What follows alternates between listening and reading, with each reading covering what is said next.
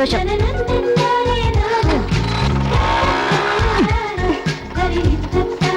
ఏంటండి బండి పట్టుకున్నారు? ఫైల్ దొరికి మీ పని అయిపోయినట్టేనా? నా ఇంటికి ఇంకా 10 నిమిషాల టైం ఉందండి. నేను లేట్ వాళ్ళు ఉద్యోగం రాకపోతే దానికి ఎవరు బాధ్యత?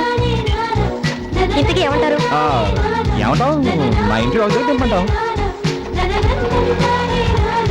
ఇంటర్వ్యూ ఎక్కడ? గాంధీనగర్ సెంటర్. సరే రండి. Thank you. డ్రైవర్ పాసుకొని. ఇంతకీ మీరేం చేస్తుంటారు? లో ఏం సడన్ గా బ్రేక్ వేశారు? మీ మాటలు విని బ్రేక్ పడింది. లా చదువుకొని కోర్టుకి వెళ్ళాలి కానీ ఇంటర్వ్యూకి వెళ్ళడం ఏంటి? ఏం చేస్తామండి, చదువుకునే రోజుల్లో న్యాయం అది ఇది అంటూ తెగ ఆవేశపడిపోయాం. కానీ లా కంప్లీట్ చేసిన తర్వాత తెలిసింది ప్రాక్టీస్ చేయడానికి కూడా డబ్బులు కావాలని.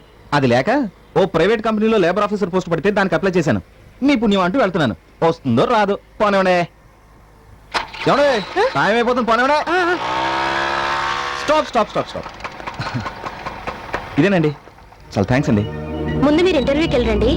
మీరు వచ్చే వరకు ఇక్కడే వెయిట్ చేస్తూ ఉంటాను. ఏమండి మీరు నన్ను చాలా పొరపాటుగా అర్థం చేసుకున్నారు. ఫైల్ గురించి టెన్షన్, ఇంటర్వ్యూ మిస్ అవుతానన్న భయం వల్ల మిమ్మల్ని టెన్షన్ పెట్టాను. కానీ నేను అలాంటి వాడిని కాదండి. ఏమండి నిజంగా నేను మిమ్మల్ని ఇబ్బంది పెట్టుంటే సారీ సారీ. ఓకే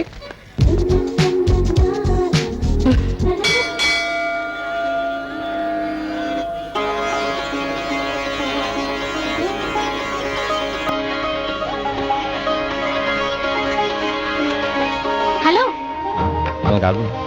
హలో మిమ్మల్ని. ఎవరు? అరే మీరా? నేనెవరో అనుకున్నాను. తెలుగింటి ఆడపడుచులా కనిపించేసరికి కొంచెం కన్ఫ్యూజ్ అయ్యాను. మీరు మొన్న నన్ను చేసిన కన్ఫ్యూజన్ కి నాకు మాత్రం బాగా గుర్తున్నారు. ఏంటి హడావిడిగా ప్రదక్షిణాలు చేస్తున్నారు? ఏముందండి, ఉద్యోగం వస్తే 100 ప్రదక్షిణాలు చేస్తానని దేవుడికి మొక్కున్నాను. 98 కంప్లీట్ చేశాను. ఇంకా 2 బాకీ ఉన్నాను. కంగ్రాట్స్ అండి. దేనికి? ఉద్యోగం వచ్చినందుకు. ఎవరు చెప్పారండి ఉద్యోగం వచ్చిందని? మరి ప్రదక్షిణాలు ఎందుకు చేస్తున్నారు? అక్కడే మీరు పప్పులో కాలేస్తున్నారు. ఉద్యోగం వచ్చాక ప్రదక్షిణాలు చేస్తే దేవుడు స్వార్థం అనుకుంటాడని ముందే ప్రదక్షిణాలు చేసి ఉద్యోగం ఇప్పించమని అడుగుతున్నానండి. మొక్కు ముందే తీర్చేసాం కాబట్టి దేవుడే మనకి బాకీ ఉంటాడండి. బాకీ తీర్చుకోవడం కోసమని మనకి తొందరగా పనిచేసి పెట్టాం కదా. బ్యాలెన్స్ ప్రదక్షిణాలు పూర్తి చేయాలి. వస్తాను.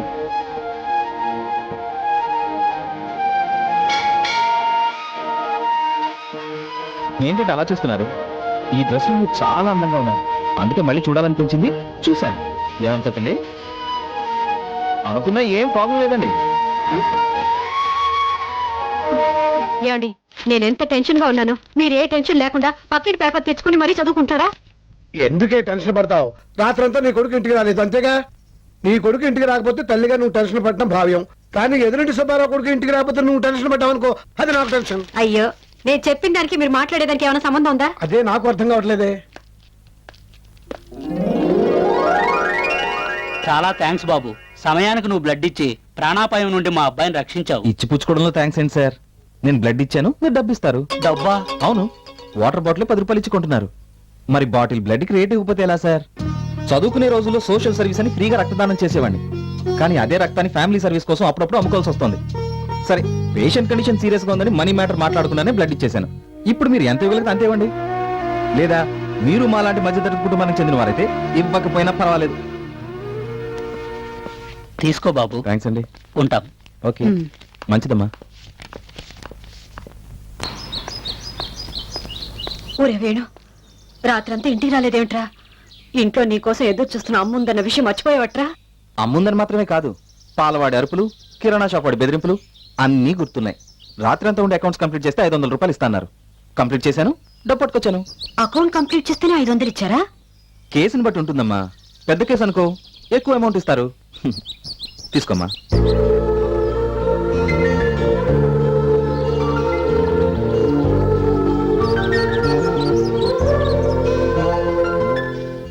అన్నయ్య, అమ్మ దగ్గర డబ్బులు కొట్టడం ఎలా? ఎలా అబ్బా ఇప్పుడు? ఒక ఐడియా. అటు నువ్వు ఇటు నేను, ఓకేనా? ఓకే. అమ్మా. ఏంటమ్మా? బస్ పాస్ కి డబ్బులు కట్టాలమ్మా. అమ్మా నీకేంట్రా? పరీక్ష ఫీజు కట్టాలమ్మా. నా పాస్ ముఖ్యమా, నీ పరీక్ష ఫీజు ముఖ్యమా? నేను ఫీజు కట్టకపోతే ఎగ్జామ్స్ రాయని కూడా తెలుసా నీకు? నేను పాస్ కట్టకపోతే కాలేజ్ కి వెళ్ళడానికి వీలవుదు తెలుసా నీకు? అయితే ఏంటి? ఆగండి ఆగండి. ఈ డబ్బు కిరాణా షాప్ వాడు కట్టకపోతే మనం తినడానికే కష్టం. ఇప్పుడు చెప్పండి ఏది ముఖ్యం? కాబట్టి ఈ డబ్బు కిరాణా వాడికే కట్టేస్తాను. ఒరే అన్నయ్య అమ్మ షాక్ ఇచ్చింది కదరా. ఇప్పుడు ఎలా? Hello excuse me. చూడు తమ్ముడు, పరీక్ష ఫీజు కట్టడానికి ఇంకా 1 వీక్ టైం ఉందిరా. చెల్లి పద్మ గారు, బస్ పాస్ కట్టడానికి ఇంకా 2 రోజులు టైం ఉందనుకుంటా. నాకన్నీ గుర్తున్నాయి. మనం జీవితాన్ని జీవించడం గురించి ఆలోచించాలి కానీ ఎంజాయ్ చేయడం గురించి కాదు. మా నాన్నేమి గవర్నమెంట్ ఉద్యోగస్తుడు కాదు. లైసెన్స్ ఇచ్చిన అన్ని వ్యసనాలకి బానిస. ఈ విషయం గుర్తుంచుకోండి. అయిపోయాం. మాట్లాడితే చాలు కర్తవ్యం బాధ్యతలు అంటూ క్లాస్ పీకుతాడు. అనవసరంగా వీడికి తమ్ముడై పుట్టి బుక్ అయిపోయాను. హలో, నేను ఇంకా ఇక్కడే ఉన్నాను. లక్ష్మి, నీ దగ్గర లక్ష్మి ఉందా? ఉండేది పెళ్ళి అవ్వకముందు. మీతో పెళ్ళయ్యాక వెళ్ళిపోయింది. పెద్ద అబ్బాయి ఇచ్చిన తర్వాత తిరిగి వచ్చింది కదా. అది కాదు లక్ష్మి, ఇదిగో వాడు ఇచ్చిన దాంట్లో 100 రూపాయలు ఇచ్చావనుకో, ఇవాళ సాయంకాలం దాకా నా పని హ్యాపీ. మీకు సిగ్గులేదు? కొడుకు సంపాదించిన డబ్బుతో తాగి తిరగడానికి మీరెంత బతిమాలా నేను ఇవ్వను. ఇవ్వకపోతే ఇవ్వకపోయాలి. నువ్వు ఇస్తేనే నాకు తెలుస్తుందా?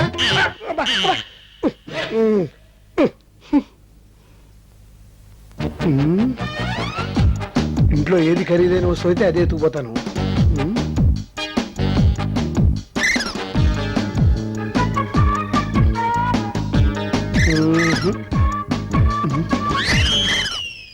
అమ్మా అమ్మా, ఏమిట్రా?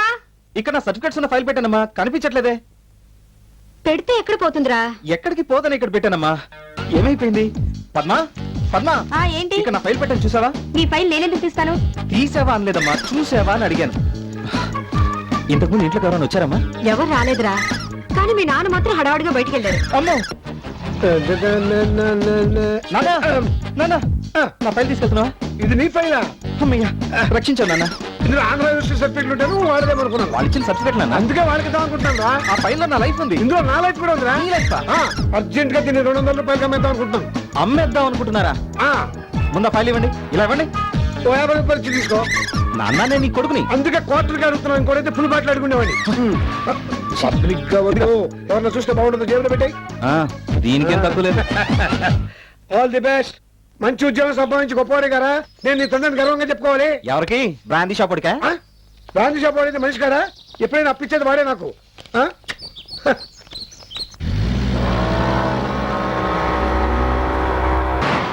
హక్కుల కోసం మగవాళ్ళు కూడా. మహిళా హక్కులు, మహిళా హక్కులు, ఆడవాళ్ళ హక్కుల కోసం మగవాళ్ళు కూడా.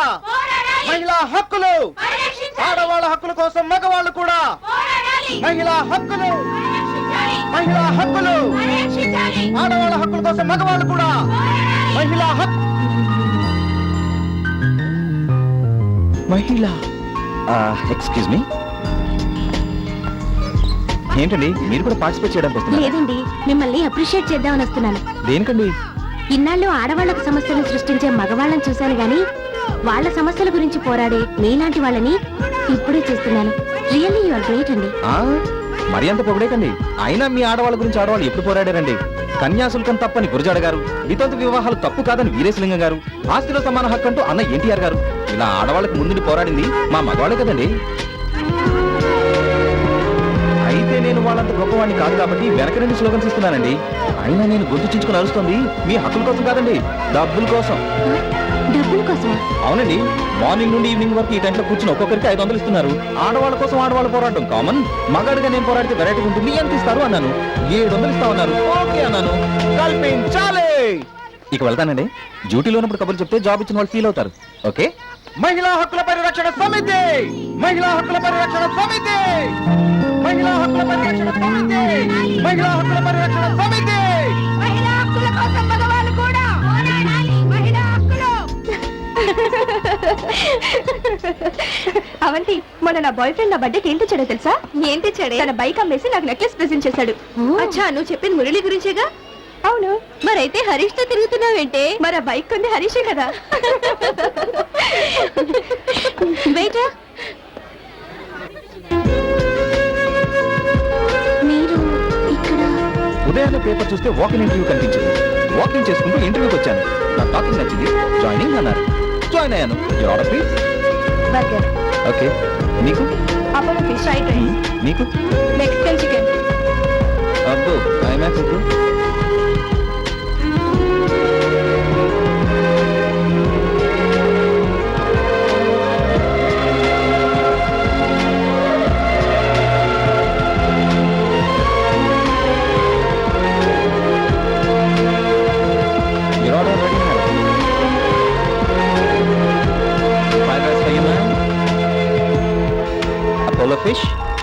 Bhargav Bhargav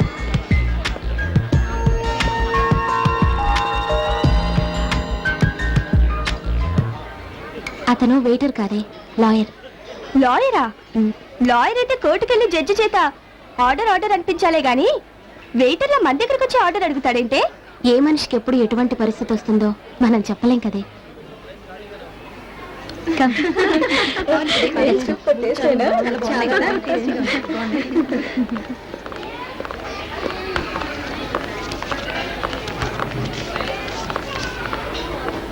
excuse me. Hello, మిమ్మల్ని అండి. ఏంటి 500 ఎక్స్ట్రా ఇచ్చారు? టిప్పా? అవును. టిప్ 500 రూపాయలు వేశారంటే డెఫినెట్ గా మీరు నా మీద జాలిపడి ఉంటారు. చూడండి, నా మీద నేనే జాలిపడను. మీరెవరండి జాలిపడడానికి? 500 రూపాయలు టిప్ గా వేసేంత గొప్ప మనసు మీకున్నా, తీసుకునేంత చీప్ మనసు నాకు లేదు. తీసుకోండి.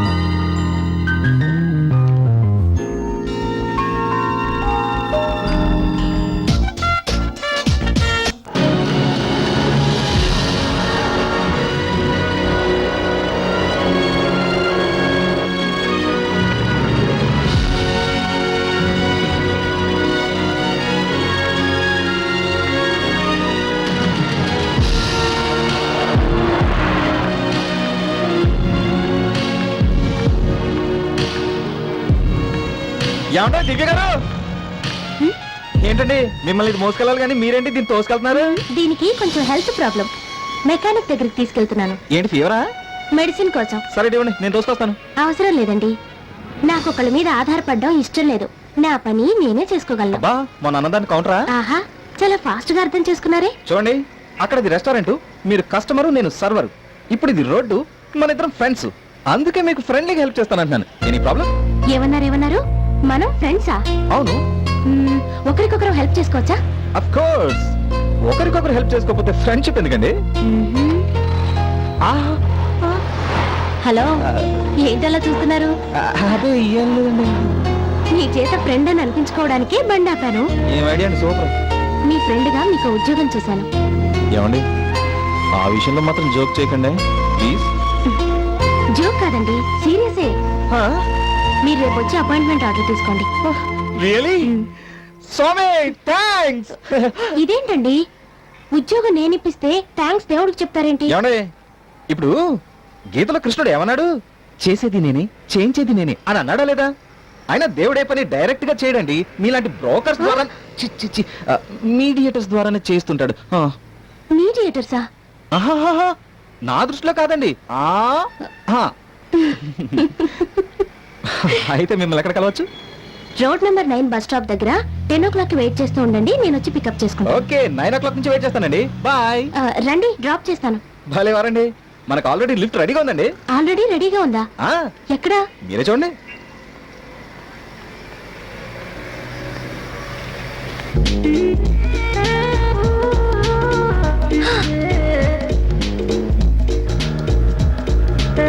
Sir lift, sir please lift. కొంచెం బీచ్ రోడ్లో దిగుతారా? ఎక్కండి.